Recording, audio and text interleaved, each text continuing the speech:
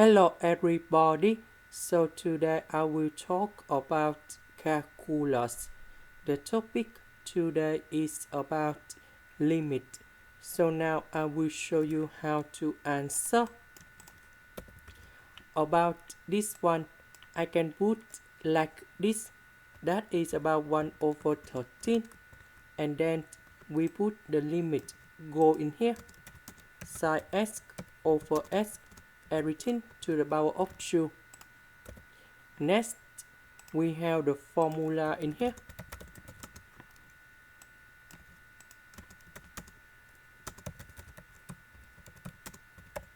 So coefficient in here, that's about 1 and 1 in here. So when s approach to number 0, sine of as over as, you got about number 1. This one we have number 1.